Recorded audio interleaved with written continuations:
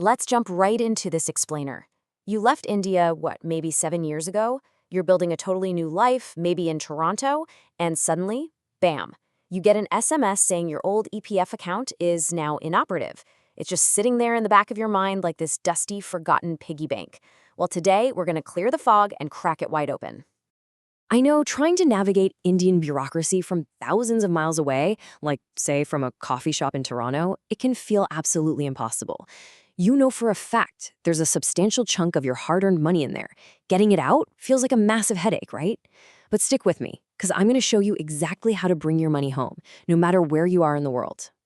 Okay, let's dive into this. Section 1, not lost, just frozen. Understanding status.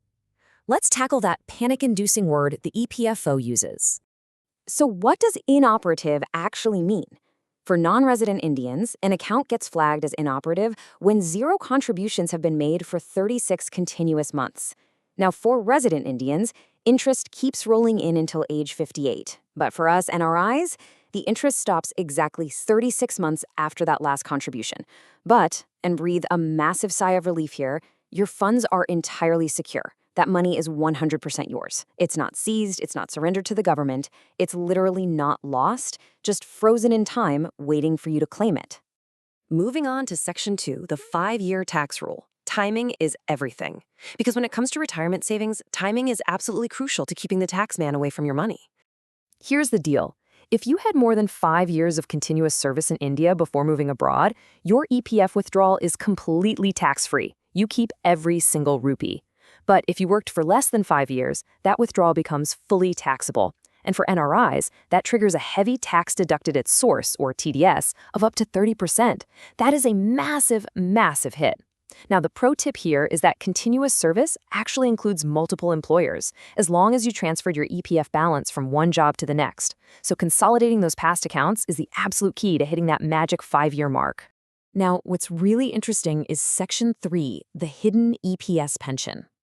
Unlock your pension. This right here is a massive blind spot for most expats. We all talk about the EPF, but we completely forget about the EPS, the Employees' Pension Scheme. And this number, 10, is the key to unlocking it. Here's the critical 10-year service rule. If your total eligible service in India was under 10 years, you don't have to wait until retirement age to see that pension money. No way. You're legally allowed to withdraw your EPS contributions as a complete lump sum using a specific document called Form 10C. It's kind of crazy, but most NRIs miss this pension opportunity completely. They usually just file Form 19 for their main PF balance and totally ignore Form 10C. By failing to file that one specific pension form, they're leaving a huge chunk of their own money just abandoned in the Indian system.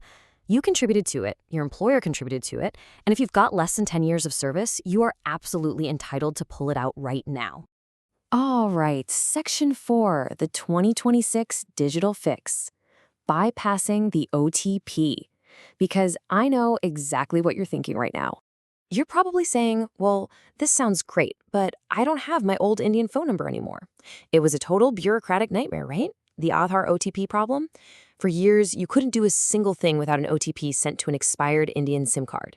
But the 2026 NRI alternative, it completely bypasses the OTP. Through the Umang app, you can now use Aadhaar Face Authentication, or FAT. It literally just uses your smartphone camera to scan your face, matches it with the Aadhaar database, and verifies you instantly. No Indian SIM card required at all. It's a real game changer.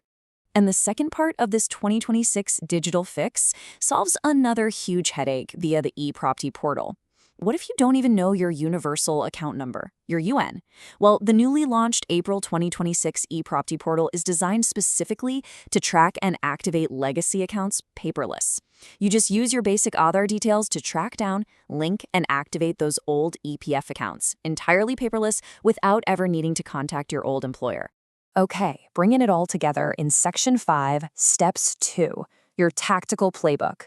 Let's empower you to actually get this money back. Here's the exact chronological sequence you need to follow. Step 1. Activate your UAN using that face authentication on the Umang app we just talked about. Step 2. Link your Indian NRO bank account to your EPFO profile. Step 3. And pay attention, because this is absolutely vital. When you go to withdraw, you must select abroad settlement or permanent settlement abroad as your reason for exit.